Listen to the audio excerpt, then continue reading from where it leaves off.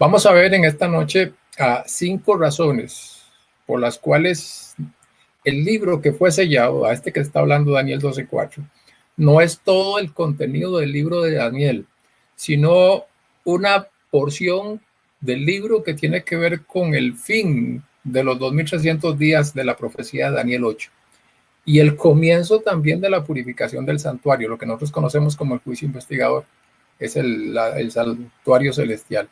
Ok, esta es la porción de Daniel 7 que no se podía comprender hasta el tiempo del fin. Entonces, 5 razones por las cuales el libro que fue sellado no fue todo el libro de Daniel, sino una pequeña porción de ese libro, prácticamente que va de los capítulos 8 al 12, que es lo que queremos estudiar, que tenía que ver con el tiempo del fin, que tenía que ver con el juicio investigador, que tenía que ver con lo que se está haciendo hoy en día allá en el santuario celestial. Razón número 1, algunas van a ser muy rápidas, otras vamos a dedicarles un poquito de tiempo. Bueno, no sé, yo sé que ahí en ese versículo que leímos, él dice, tú sella las palabras, pero uno entendería por lo que él mismo dice que es a partir de ahí, pero que es que algunas personas creen que es todo el libro de Daniel. Sí, de hecho que sí.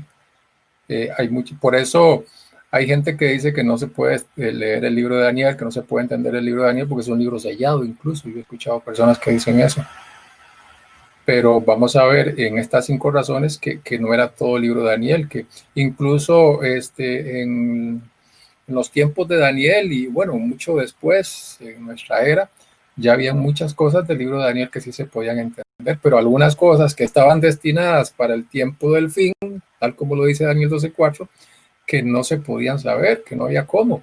Esas específicamente eran las que estaban selladas y cerradas para el tiempo del fin.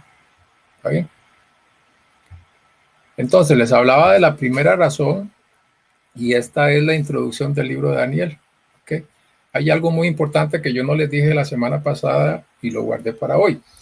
El capítulo 1 de Daniel está escrito en hebreo, pero de los capítulos 2 al capítulo 7, esto está escrito en arameo.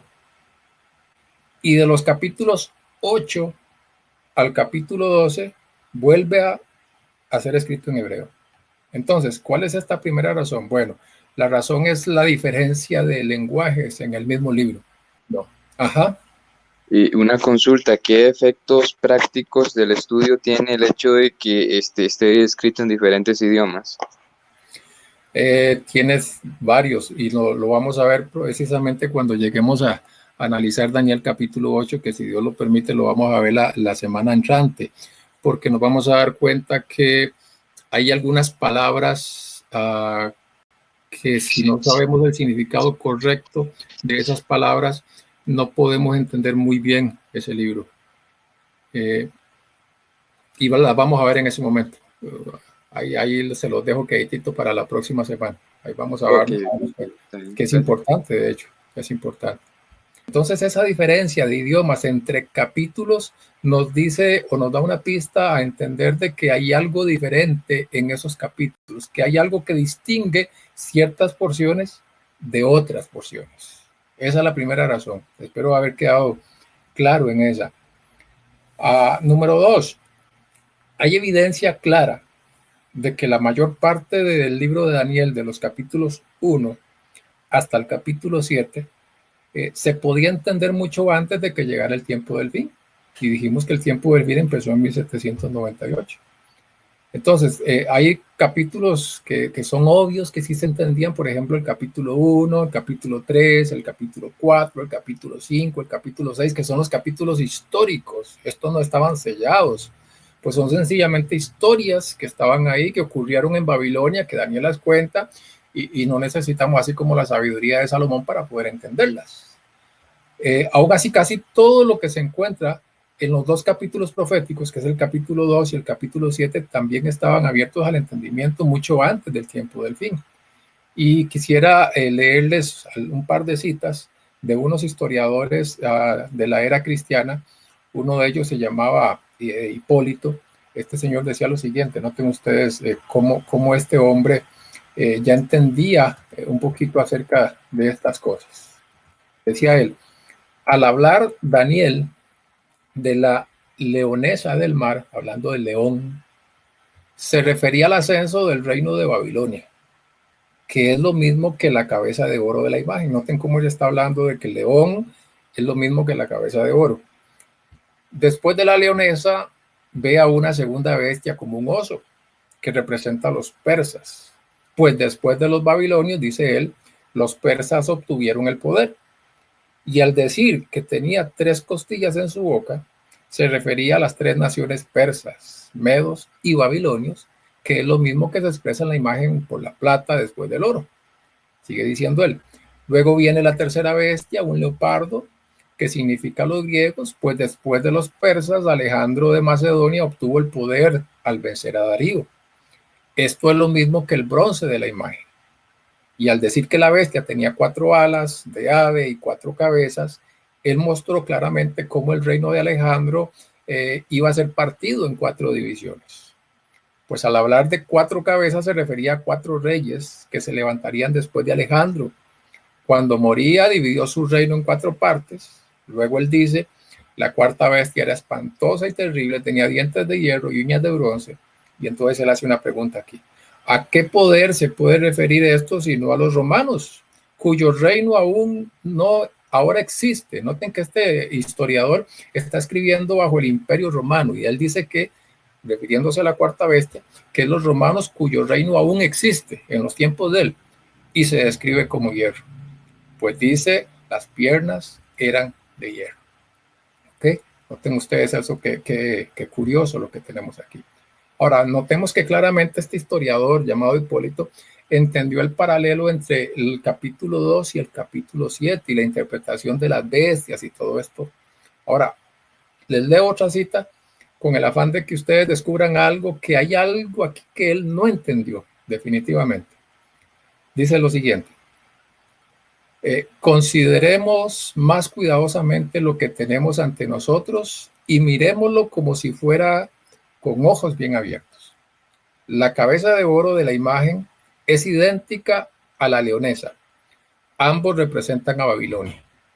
Los hombros de oro y los brazos de plata son lo mismo que el oso y representan a los medos y a los persas.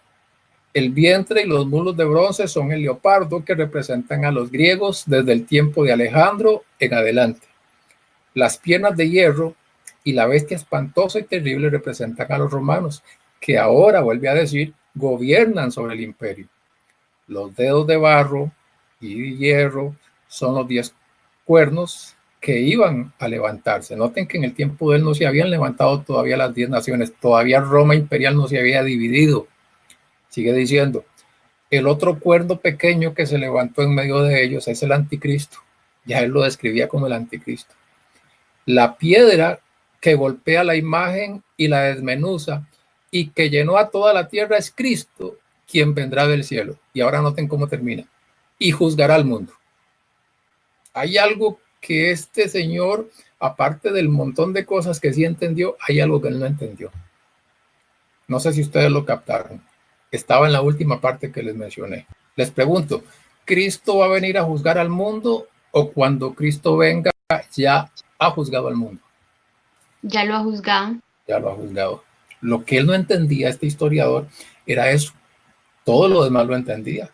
Pero ¿por qué no entendía este asunto del juicio? Simple y sencillamente porque estaba sellado, porque estaba cerrado, porque no era para su tiempo, porque como se lo dijo a Daniel, esto está para el tiempo del fin. ¿Por qué? Porque no era verdad presente en el tiempo. Noten que él entendió lo del león, entendió lo del oso, entendió lo del leopardo, entendió lo de la bestia terrible y espantosa, que es más, él la menciona como Roma, el imperio que está gobernando en su tiempo. Menciona la división de los 10 reinos, aunque no se había dado en su tiempo, pero la entendía. Menciona el cuerno pequeño y lo describe como el anticristo, que tampoco se había dado, pero lo entendía. Menciona que la piedra es la segunda venida de Jesús, pero se nos pierde en el asunto donde él dice que Jesús va a venir a juzgar al mundo. Esa era la parte que él no entendía. Entonces, aquí vemos que hay algo que estaba sellado. No todo estaba bajo la comprensión de las personas en ese momento. ¿Okay? Es significativo entonces que algunas porciones de Daniel capítulo 8 hasta el capítulo 12 también se comprendieron antes de llegar al fin, pero algunas otras no se comprendieron. ¿Okay? Entonces, se podía comprender el significado del carnero, del macho cabrío, de Daniel 8, de todas las cosas que pudimos ver, pero esta parte específica no se podía entender.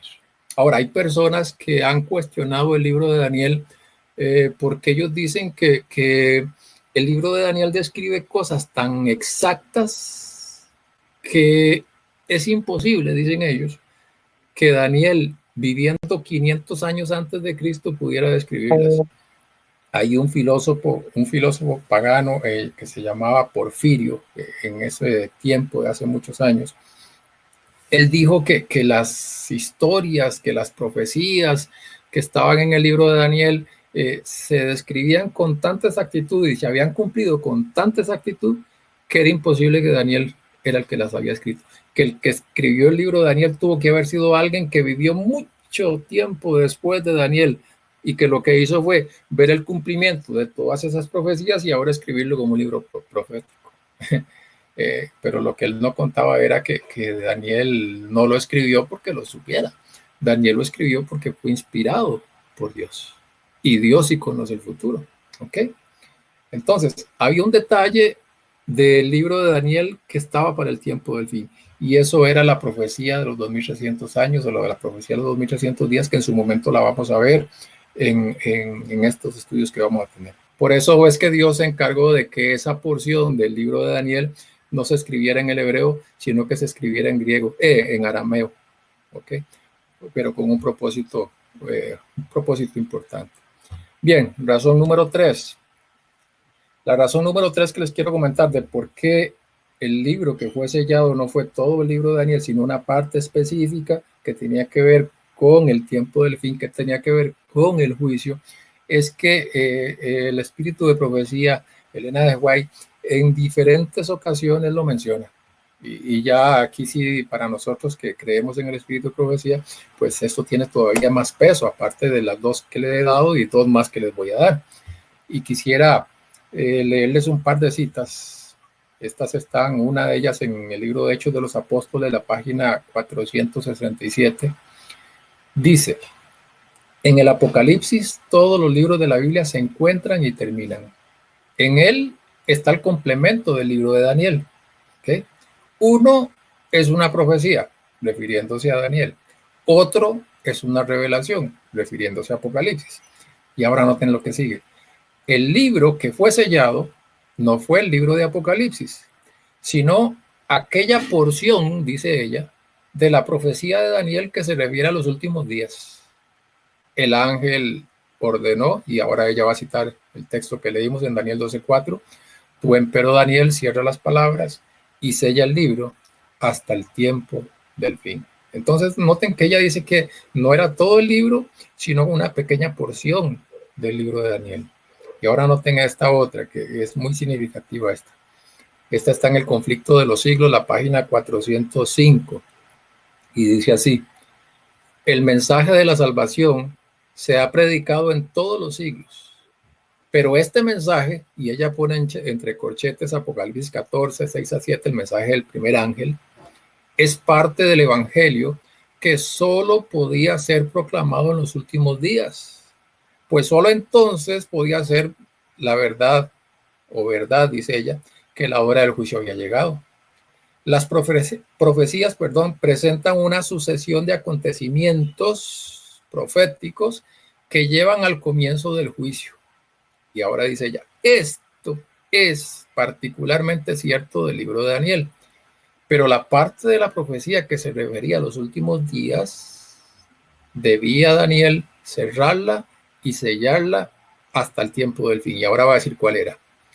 Un mensaje relativo al juicio, basado en el cumplimiento de estas profecías, no podía ser proclamado antes de que llegásemos a aquel tiempo.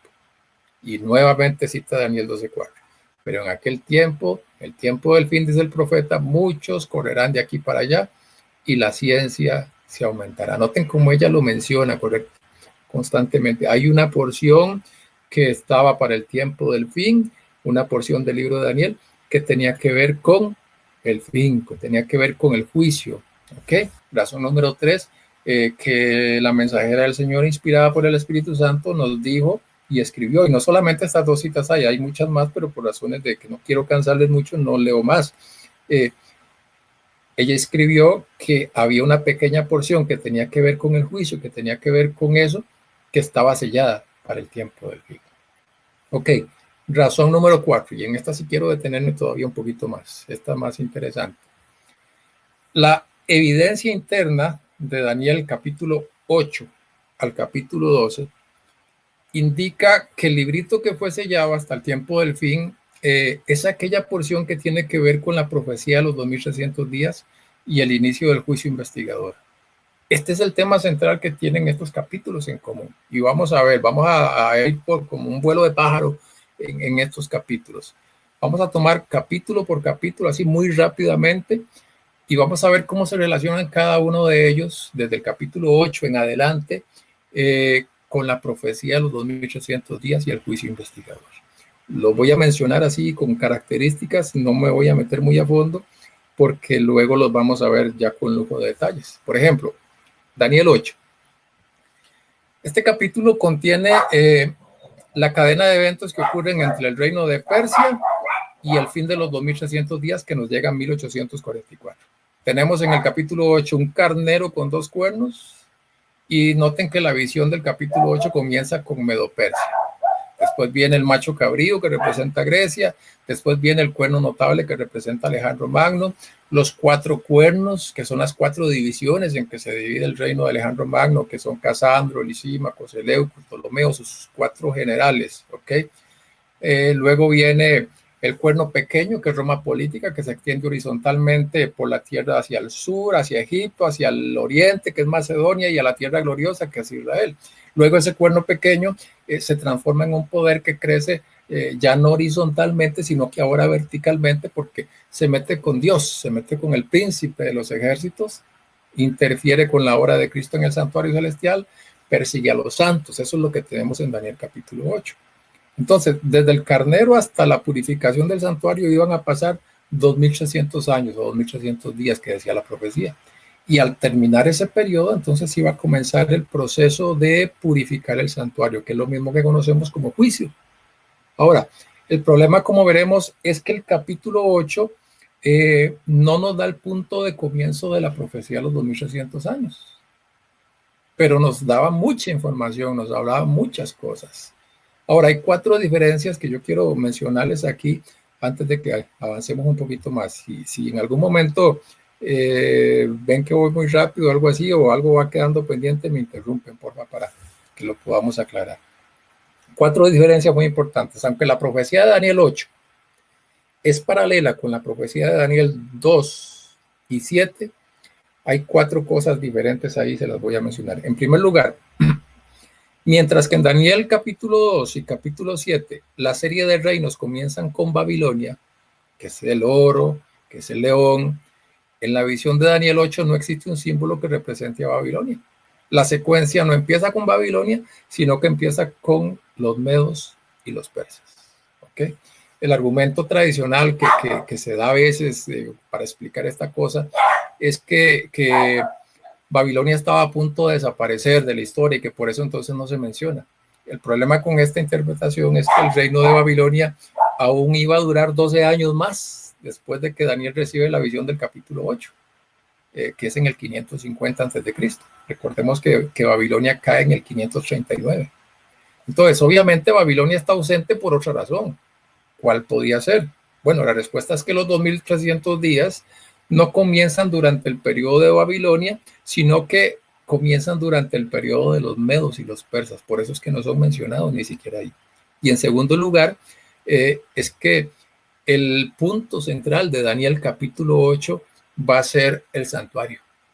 Y por eso se mencionan solamente 2 bestias domésticas, que precisamente eran las 2 bestias que se utilizaban en el servicio del santuario, en el servicio diario y en el servicio anual. Entonces, esto sugiere que el tema central de Daniel 8 gira alrededor del servicio diario y del servicio anual del santuario. Durante los 1260 años, el cuerno pequeño lo que hace es que usurpa las funciones de Cristo en el servicio continuo y por esto entonces es juzgado en el servicio anual en el juicio de 1844, como lo vimos la semana pasada. En tercer lugar, mientras que Daniel 2 y 7, o en Daniel 2 y 7, aparecen dos símbolos para representar a la Roma política y a la Roma religiosa, nos vamos a dar cuenta que en Daniel 8 se usa tan solo un símbolo para representar a ambas.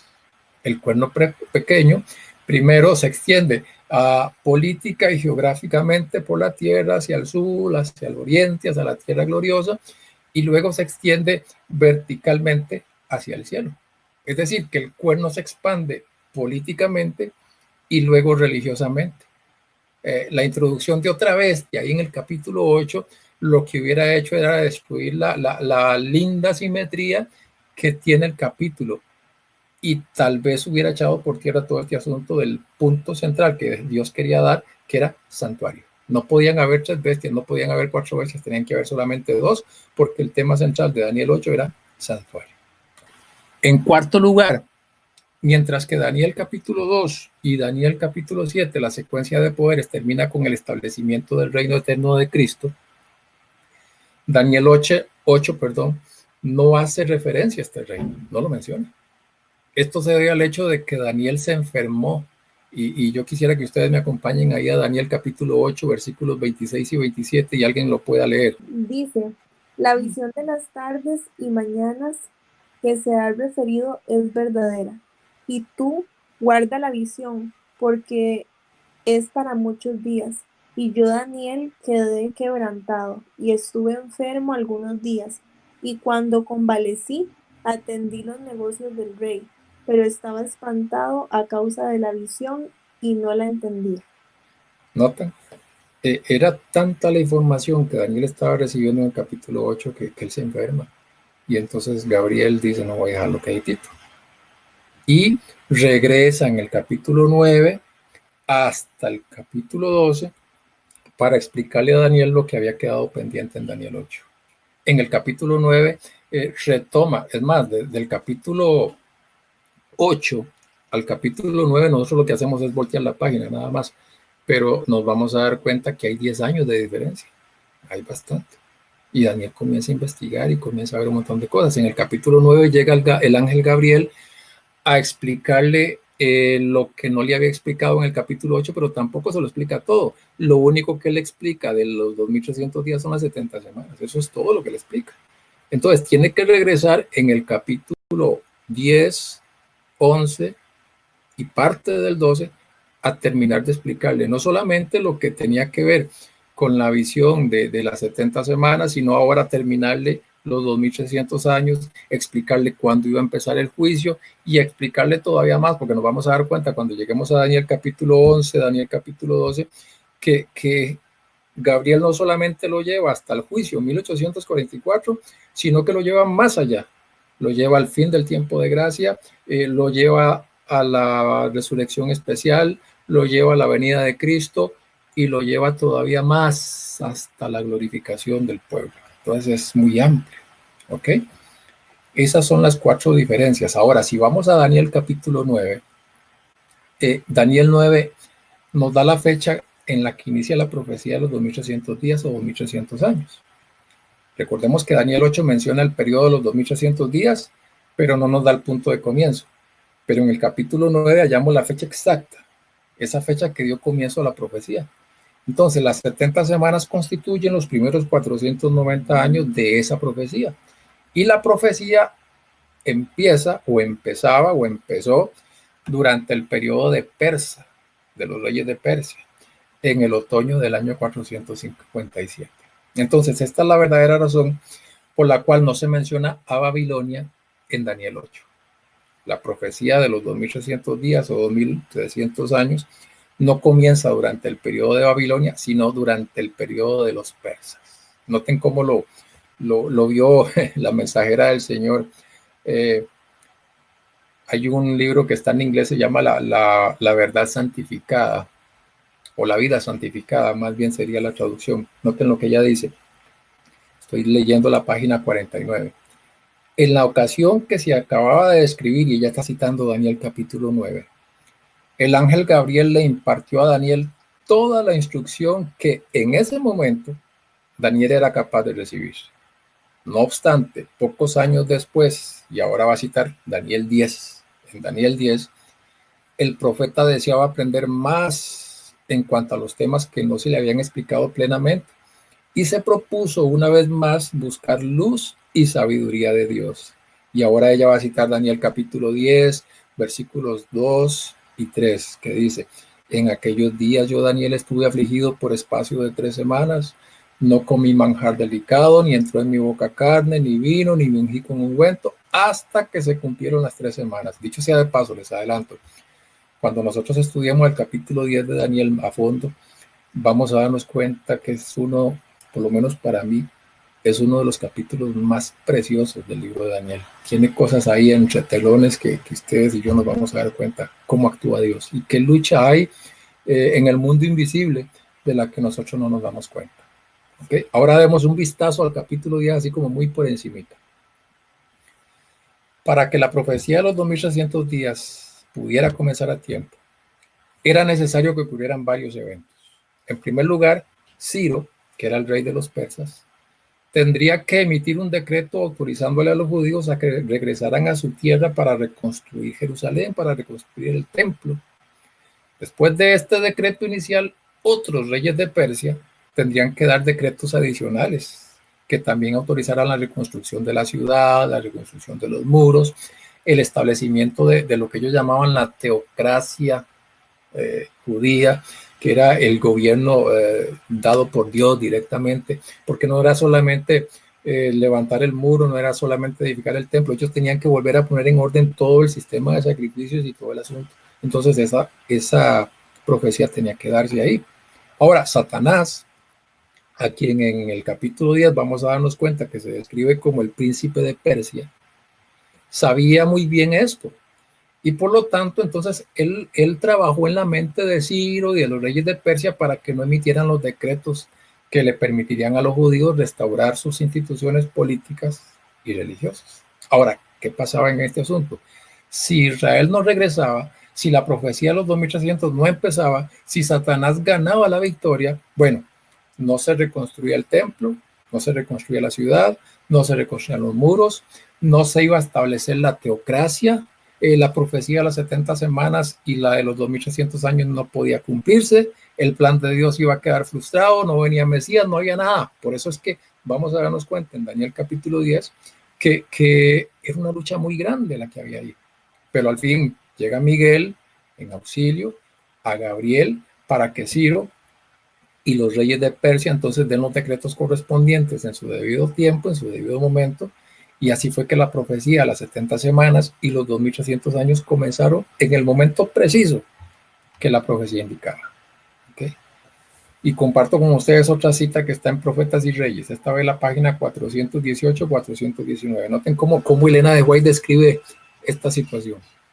Dice ella: mientras Satanás estaba procurando influir en las más altas potestades del reino de Medo-Persia para que mirasen con desagrado al pueblo de Dios, había ángeles que obraban en favor de los desterrados. Todo el cielo estaba interesado en la controversia. Por intermedio del profeta Daniel, se nos permite vislumbrar algo de esa lucha poderosa entre las fuerzas del bien y las del mal. Durante 3 semanas, Gabriel luchó con las potestades de las tinieblas, procurando contrarrestar las influencias que obraban sobre la mente de Ciro. Y antes que terminara la contienda, Cristo mismo acudió en auxilio de Gabriel. Este declara, y ahora va a citar el texto que tenemos ahí en Daniel capítulo 10, versículo 13. El príncipe del reino de Persia se me opuso durante 21 días. Y he aquí Miguel, uno de los principales príncipes, vino para ayudarme y yo quedé allí con los reyes de Persia. Y termina ya diciendo: todo lo que podía hacer el cielo en favor del pueblo de Dios fue hecho. Se obtuvo finalmente la victoria. Las fuerzas del enemigo fueron mantenidas en jaque mientras gobernaron Ciro, su hijo Cambises, quien reinó unos 7 años y medio después. ¿Notan ustedes? Entonces, ahora llegamos a Daniel capítulo 11, así muy rápido también. Lo que tenemos en Daniel capítulo 11 no es una nueva visión, es la ampliación de Daniel capítulo 8. Recordemos que Daniel capítulo 8 hablaba de la profecía de los 2300 días, hablaba también del fin del mundo, hablaba de la venida de Jesús, hablaba de muchas cosas. Entonces Daniel capítulo 11 lo que va a hacer es ahora agarrar toda esa profecía desde Medo-Persia en adelante y comenzar a dar detalles a detalles, todo, ahora sí, con lujo de detalles, hasta terminar en Daniel capítulo 12, versículo 3, con la glorificación del pueblo de Dios. Por ejemplo, en el capítulo 11, Gabriel lo que iba a hacer era completar la explicación que quedó inconclusa en Daniel capítulo 8. La explicación comenzó, la empieza Gabriel en Daniel 8, pero recordemos que no la puede terminar porque Daniel se enferma. Entonces, la explicación empieza con los medos y los persas. Ya Babilonia para ese momento había caído. Sigue con Grecia, después sigue con Alejandro Magno, vienen los 4 reinos en que se divide Grecia. Ahí estamos ya para el versículo 22 más o menos de Daniel 11, viene la explicación de Daniel que continúa con Roma política, el poder que quebrantó al príncipe del pacto. Después viene la descripción que sigue con la Roma eclesiástica durante los 1260 años, que hablaría palabras contra el Altísimo, que mataba a los santos del Altísimo, que quita el continuo, que pone la abominación asoladora. Entonces, todas estas cosas están ahí. Ahora, la expresión tiempo del fin, que es muy usada en el libro de Daniel, aparece en algunos lugares estratégicos de Daniel capítulo 8 a los capítulos 12, por ejemplo, en Daniel 8:17, en Daniel 11:35, en el versículo 40 de Daniel, en Daniel 12:4. El tiempo del fin, como les dije hace un ratito, comienza en un punto específico, que es 1798.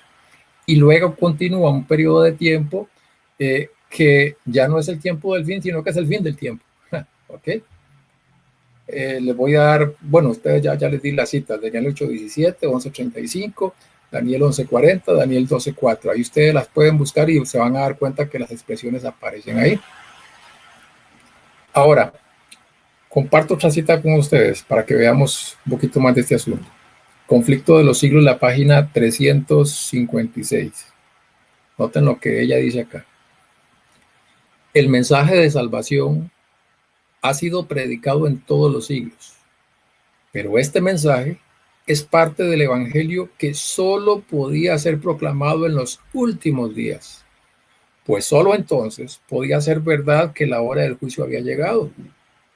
Las profecías presentan una sucesión de acontecimientos que llevan al comienzo del juicio. Esto es particularmente cierto del libro de Daniel. Ahora noten lo que ella va a decir.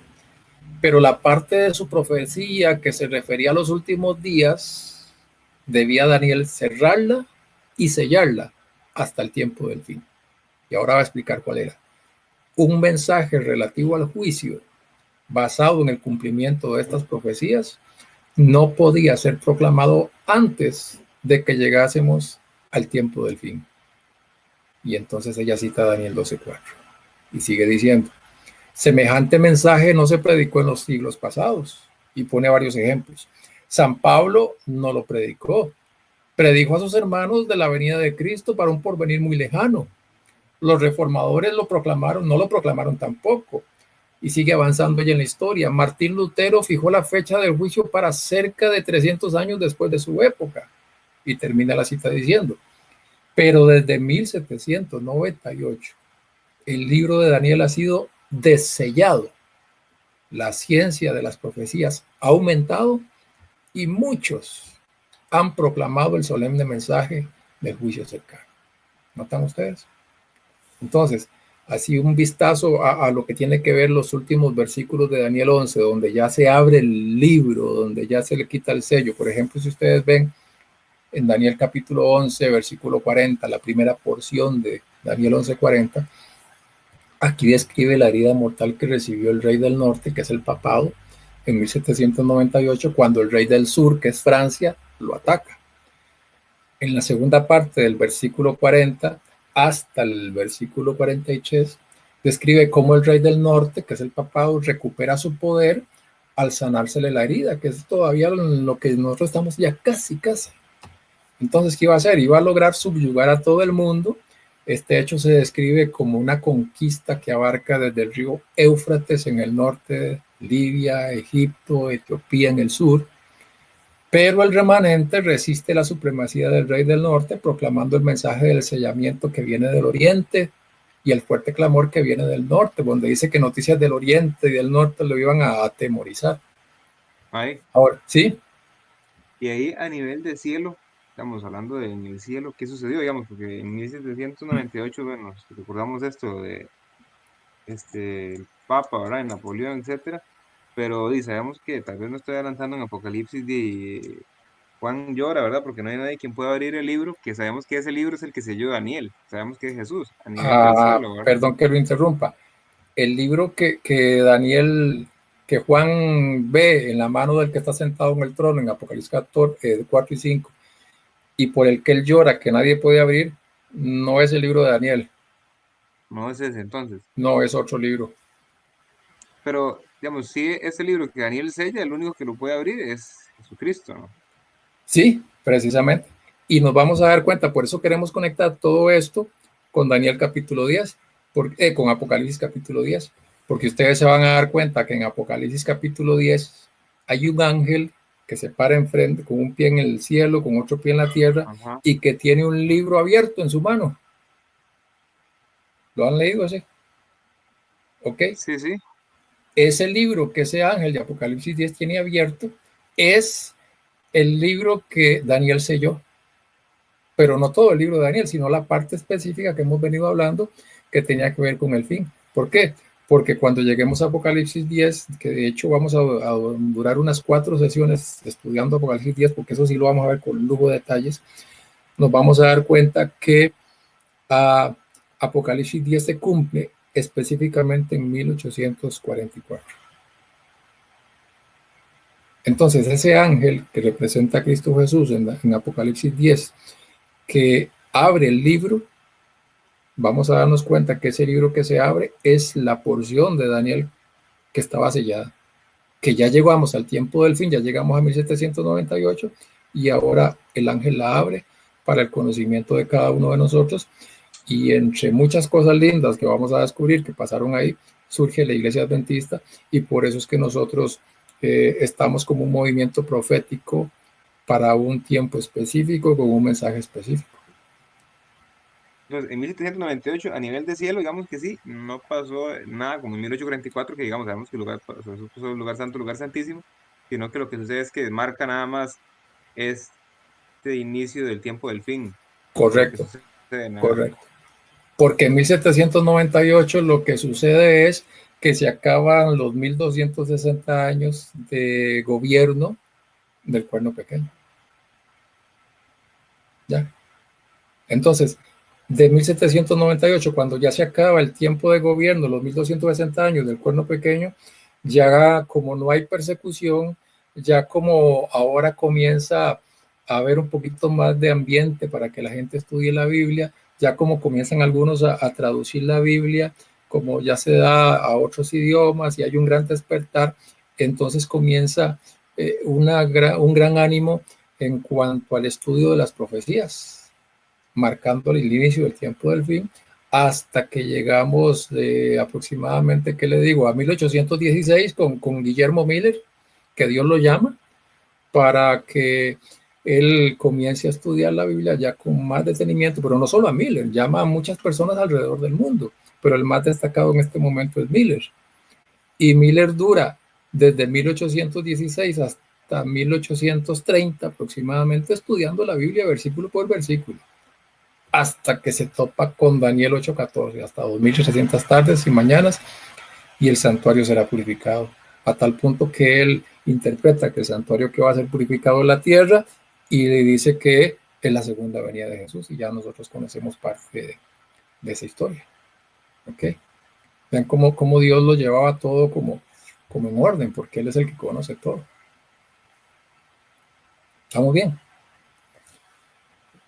Ahora, volviendo un momentito al vistazo que estamos echando de Daniel capítulo 11, ustedes notan que en el versículo 44 dice que este rey del norte se alarma porque escucha noticias que vienen del oriente y del este y sale con gran ira con la intención de acabar de una vez por todas con el remanente. El rey del norte luego se coloca en un lugar estratégico, según el versículo 45, entre el mar Mediterráneo y el monte de Sión. Todo esto son algunos símbolos que vamos a ir viendo, para dar un golpe decisivo contra los que resisten su supremacía. En ese momento, es que ya encontramos el siguiente versículo de Daniel 11:45, que es Daniel 12:1. Y dice que en aquel tiempo, cuando el rey del norte está a punto de destruir al pueblo de Dios, se levanta Miguel, el gran príncipe que está de parte de los hijos de tu pueblo para defender al pueblo. ¿Por qué se levanta? Porque se acabó la intercesión, porque se acabó el juicio, porque ya se juzgó al cuerno pequeño, se juzgó a todos los enemigos del pueblo de Dios, se completó la lista de los salvos y ahora Miguel viene para rescatar a su pueblo justamente cuando el cuerno pequeño está dando un decreto de muerte para exterminar a su pueblo.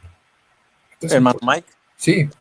Acabas de mencionar algo que cuando el rey del norte se mueva a una nueva ubicación entre el monte Sión y el mar Mediterráneo, que ahí, bueno, ya mencionaste que después de eso se levantará Miguel por el decreto que el cuerno pequeño va a levantar en contra de los hijos de Dios. Eso ya es en los tiempos del fin. Ese no es ya más como el mismo Satanás como Mesías asentándose en el tercer templo de Jerusalén, o no, porque digamos dijiste la ubicación entre el monte de Sión y el Mediterráneo. Lo que pasa es, sí, digamos, escucho. donde él va a reinar, va a estar su ubicación, como no entiendo esa parte. Sí, Satanás, vamos por partes, y qué lindo lo que estás diciendo, porque para la mayoría de las personas, Satanás va a falsificar la segunda venida de Jesús antes de que se cierre el tiempo de gracia. No va a ser así. Él va a falsificar la venida de Jesús después del tiempo de gracia, después de que se cierre el tiempo de gracia. ¿Por qué? Porque Satanás mismo va a venir a gobernar sobre este mundo, haciéndose pasar por Cristo. Ahora, cuando la Biblia habla de que va a poner sus tiendas en un lugar estratégico entre el mar Mediterráneo y el monte de Sión, no está hablando de un punto geográfico específico. Está hablando del mar, que representan pueblos, muchedumbre, naciones, lenguas, toda la gente mala, y entre el monte de Sión, que representa al pueblo de Dios. ¿Qué es lo que está diciendo? Que Satanás se va a poner entre el pueblo de Dios y los malos, como dirigente de los malos para atacar al pueblo de Dios. Este asunto de que creen los evangélicos que el tercer templo se va a reconstruir, esto no es correcto. Es más, hay una cita que ahorita no tengo en mente porque no tenía esto para hablarlo, pero ella dice, la mensajera del Señor, claritamente que no se va a reconstruir el templo en Jerusalén, que esto no se va a dar. De hecho, que la mayoría de los evangélicos lo que apuntan es a que todo va a ser allá en Palestina, que todo se va a dar allá. No. Esto ahora va a ser a nivel mundial. Cuando vimos principios de interpretación bíblica, perdón, ya para que no se me vaya la idea, cuando vimos principios de interpretación bíblica, notamos que había un principio que decía que de la cruz en adelante, todos los nombres de ciudades, de personas, de todo esto que ustedes y yo encontráramos en profecía, eran simbólicos. Entonces, este monte en el que se sienta Satanás, este monte de Sión, este mar Mediterráneo, todo esto son símbolos de lugares y de personas que van a existir a nivel mundial. Ahora sí, perdón. Bueno, la pregunta era que ¿de dónde sacan esa cuestión de un tercer templo? Porque personalmente es la primera vez que lo escucho. Eso lo sacan de una profecía mal interpretada de las 70 semanas, porque para el mundo evangélico las 70 semanas y los 2300 años son dos cosas totalmente diferentes, están desconectadas. Hacía Lucho ahora una pregunta muy importante, que qué tenía que ver el asunto del idioma. Bueno, tiene que ver mucho, porque cuando lleguemos a detallar Daniel capítulo 8 la próxima semana, nos vamos a dar cuenta que hay una palabra que si usted la lee así como la tenemos nosotros traducida, donde dice 70 semanas están determinadas sobre tu pueblo, sobre tu santa ciudad, en Daniel 9:24, no es en realidad así como dice el texto. Dice 70 semanas están cortadas. La palabra aramea que aparece ahí es shatak, cortar. ¿Cortadas de dónde? Si el único periodo que tenemos antes es la profecía de los 2300 años. No se puede separar la profecía de los 2300 años de la profecía de las 70 semanas. Es decir, cortadas de algo más grande. Correcto, cortadas de algo más grande. Pero ¿qué hacen los evangélicos? La cogen como una sola profecía. Y no solamente eso, sino que la última semana de las 70, que lo vamos a ver la próxima semana, esa última semana la trasladan para el futuro. Y como son 7 años, la última semana la dividen en 2. Entonces, 3 años y medio antes viene lo que ellos llaman el rapto. ¿Ok? Los hijos de Dios, para que no pasen por la tribulación, son raptados, son llevados al cielo. Y 3 años, en esos 3 años y medio, viene el anticristo, que es el Satanás, según ellos, y gobierna, saca las uñas, y entonces hay 3 años y medio más para que los que no se convirtieron al cristianismo se conviertan. Y después aquellos que fueron raptados regresan en la segunda venida de Cristo a esta tierra y todos juntos vuelven. Estamos hablando de una segunda oportunidad. El que no se fue en el primer viaje se fue en el segundo, y la Biblia no enseña eso.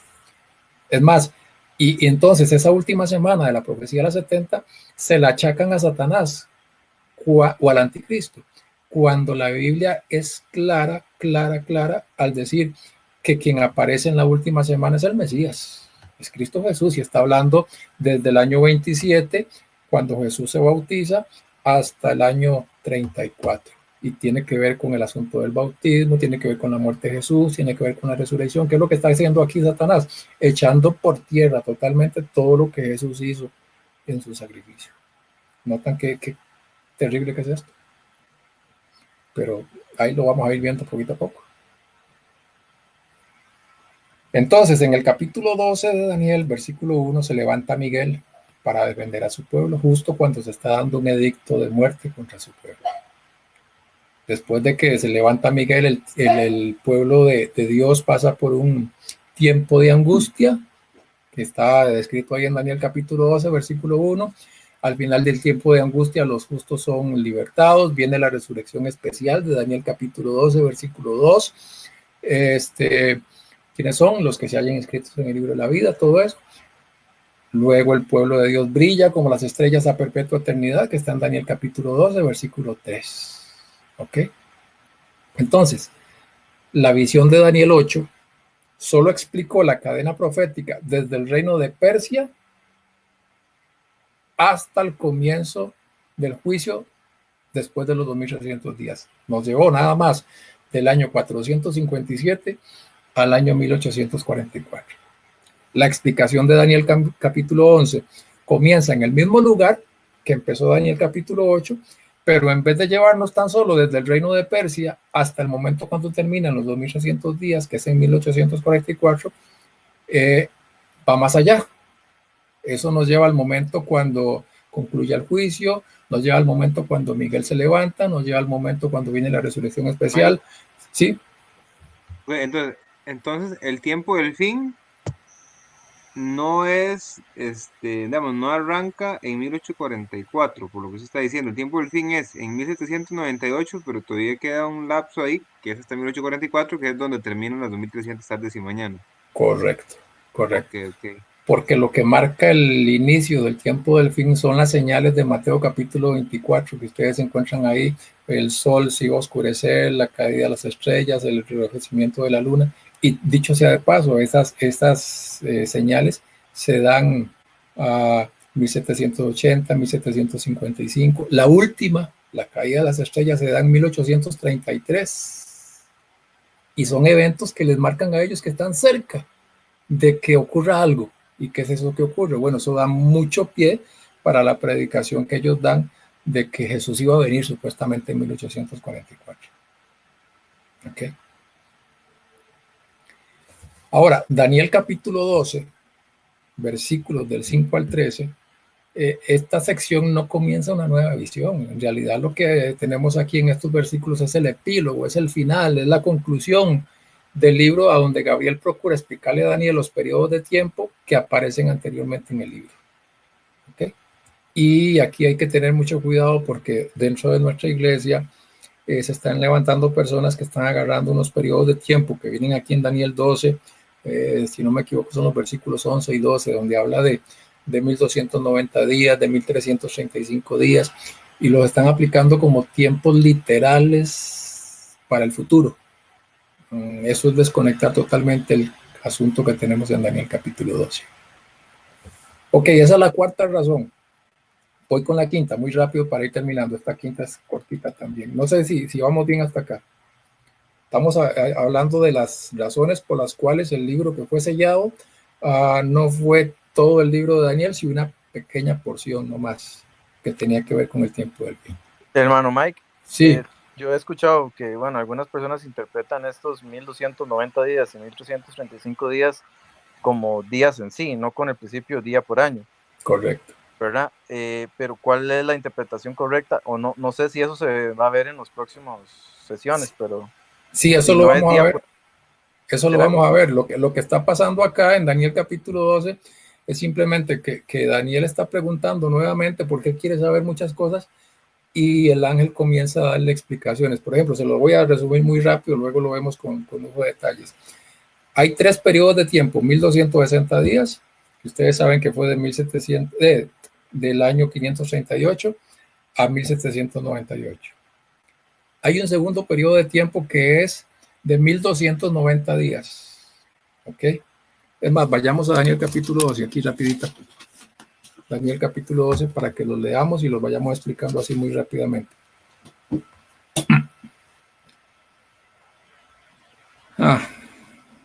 Versículo 11, Daniel capítulo 12, versículo 11. Dice, y desde el tiempo que se ha quitado el continuo, o continuo sacrificio, dicen otras versiones, hasta la abominación asoladora, habrá 1290 días. Este es el segundo periodo de tiempo que se da. Entonces, ¿qué interpretan las personas cuando cogen esto como 1290 días literales? Bueno, entonces dicen, desde que se promulgue la ley dominical, van a haber 1290 días literales, hasta que Jesús venga, o hasta que se termine el tiempo de gracia. Pero en realidad no es eso lo que está diciendo. Está diciendo desde el tiempo que se ha quitado el continuo, y aquí la palabra hasta, por eso les hablaba de los idiomas, no es la palabra correcta, lo que está en arameo ahí es para poner, desde que el tiempo que se ha quitado el continuo, para poner la abominación desoladora, habrán 1290 días. Entonces, esta fecha nos lleva a nosotros desde el año 508, que fue cuando el Clodoveo, el rey de los francos, le da todo su apoyo al papado. Entonces, comience usted a correr de ahí 1290 días, eso le va a llevar a 1798 otra vez. Y hay otra fecha ahí en el versículo 12. Bienaventurado y santo el que espere y llegue a 1335 días. Ahora, súmele usted a 1798 la diferencia que tenemos acá de 1290 días. ¿Cuánto es la diferencia de 1290 días y 1335 días? 45. Son 45 días. Entonces, súmele usted al año 1798, 45 años, que es día por año. ¿Nos llega a qué lugar o a qué fecha? 1844. Bienaventurado el que espere y llegue hasta 1335 días, hasta 1843-44. ¿Por qué es bienaventurado? Porque va a comenzar a ver todo el cumplimiento de estas profecías que estaban acá. ¿Por qué? Porque iba a empezar el juicio investigador. ¿Por qué? Porque todo lo que se le había sellado al libro de Daniel iba a ser abierto. Por esas razones esa gente iba a ser bienaventurada porque iba a tener el privilegio de ver ya el inicio de todas estas cosas. Entonces, ahora, ¿sí? Podríamos decir que no hay más profecías después de 1844 por cumplir. No, la última profecía de tiempo fue la profecía de los 2300 años. Por eso el ángel de Apocalipsis capítulo 10 hace un juramento. Él jura por el que vive por los siglos de los siglos, que creó los cielos, la tierra, el mar y las fuentes de las aguas, que el tiempo no será más. Ya más profecías de tiempo no habrían para nosotros, ninguna. Poner otra profecía de tiempo ya no hay. Dios no dio ninguna otra profecía de tiempo. Ya no hay ninguna profecía que nos lleve a que dentro de tanto tiempo va a pasar esto, que dentro de, no. Hay eventos, muchos que vienen, el ley dominical, zarandeo, fin del tiempo de gracia, el derramamiento del Espíritu Santo, un montón de eventos, pero ya no tienen fecha ninguno de ellos, o fecha específica para que se den. Ok, termino con la última razón, entonces. Daniel capítulo 12, versículo 4, nos dice que el profeta cerró y selló el libro en cuanto a los 2300 días y al juicio, hasta el tiempo del fin. Por lo tanto, cuando llegó ese tiempo debe habérsele quitado el sello. Y ahí es donde entra entonces en perspectiva Apocalipsis capítulo 10. Apocalipsis capítulo 10 menciona un libro que fue sellado, que estuvo abierto en ese momento. Y si ustedes y yo investigamos, en la única sección de la Biblia que se menciona un libro que fue sellado es Daniel capítulo 12, versículo 4. Solamente eso. Entonces, ¿qué está pasando ahí? El libro que fue sellado, que se le dijo a Daniel, o la porción del libro que tenía que ver con los 2300 años, que tenía que ver con el fin, que tenía que ver con el juicio, se le quita el sello en Apocalipsis capítulo 10, y ahí comienza el tiempo del fin en 1798 y abarca todos los periodos y todas las cosas que vienen en el cumplimiento de los 2300 años, 1844, nace la iglesia adventista, se dan un montón de cosas que vamos a ir viendo, el hablar de los 7 truenos, que vamos a verlos también, que están ahí en Apocalipsis capítulo 10. ¿Okay? Entonces, en los siguientes estudios vamos a ver que no existe un capítulo de la Biblia, ya cuando lleguemos a Apocalipsis 10, que revele con tanta claridad nuestro origen, nuestro mensaje, nuestra misión, nuestro destino como pueblo de Dios, que Apocalipsis capítulo 10. Ahí está, si lo pudiéramos llamar de alguna forma, la cédula de identidad de la iglesia adventista. No somos una secta, no somos un grupo más, somos una iglesia profética levantada en un tiempo específico con un mensaje específico. Ahora, cuando sabemos de dónde venimos, quiénes somos y hacia dónde vamos, eso nos da identidad y nos ayuda a cumplir nuestra misión de una forma más poderosa. Entender que no somos una iglesia más. Entender que la razón de nuestro existir no es solamente reunirnos los sábados. Entender que la razón de nuestro existir va mucho más allá, con algo que tenemos que dar, un mensaje que solo nosotros tenemos. Eso nos ayuda a comprender nuestra misión y hacerla, a ejecutarla rápidamente. Y entonces veremos a Jesús viniendo pronto. ¿Está bien? La quinta tenía que ver con Daniel capítulo 12, versículo 4, que encontramos entonces que solamente hay un lugar donde se nos menciona un libro sellado en Daniel, y solamente hay un lugar en Apocalipsis donde se nos menciona un libro que iba a ser abierto al tiempo del fin. Eso es lo que hace la conexión entre Daniel capítulo 12, versículo 4, con Apocalipsis capítulo número 10. La próxima semana, entonces, si el Señor nos da la vida, vamos a estudiar ahora sí, detenidamente, Daniel capítulo 8, porque necesitamos no solamente entender la profecía de las 2300 tardes y mañanas, sino poder explicarla y tenerla muy presente en nuestra mente. Estudiamos en un tema que viene, Daniel capítulo 9, en un próximo tema, Daniel capítulo 10, y algunas pinceladas. Yo no me voy a meter en todo el capítulo 11 de Daniel. Si alguno quiere conocer detalle por detalle de Daniel capítulo 11, me avisa y yo le puedo pasar un documento donde tengo versículo por versículo Daniel capítulo 11, pero es que es mucha información, que mucho, la mayoría de eso es historia. Yo me voy a detener más o menos en Daniel capítulo 11, como de los versículos 40 en adelante, que es lo que tiene que ver con nosotros, para conectarlo con Daniel 12. Y luego nos vamos unas 4 semanas con Apocalipsis capítulo 10, solamente ese capítulo. ¿Estamos bien? Amén, amén, no, muchísimas Sí, gracias. amén, perfecto, perfecto. Bueno, gracias a Dios. ¿Alguien que quiera terminar con una oración? Queremos, Padre, que estás en los cielos, Señor poderoso, queremos darte las gracias, Señor bendito, gracias infinitas porque nos has dejado esta luz. Gracias porque sabemos que como pueblo tuyo, Señor, tenemos esa identidad, como decía aquí el hermano May, que sabemos de dónde venimos y también sabemos hacia dónde vamos, Señor Dios, y qué es lo que nos has dejado, Señor, esa tarea por hacer, Señor, que es honrarte y glorificarte y hablar a más personas también de Padre bendito. Gracias por todas estas cosas que entendemos, Señor, y que vemos que son importantes para nuestra vida. Queremos pedirte que podamos también compartirlas con las demás personas. De igual manera te pido por cada una de las personas que han estado acá, que tú les puedas bendecir, que puedas eliminar nuestra mente y recibir esa luz que tú nos das y poder mantenerla en nuestro ser.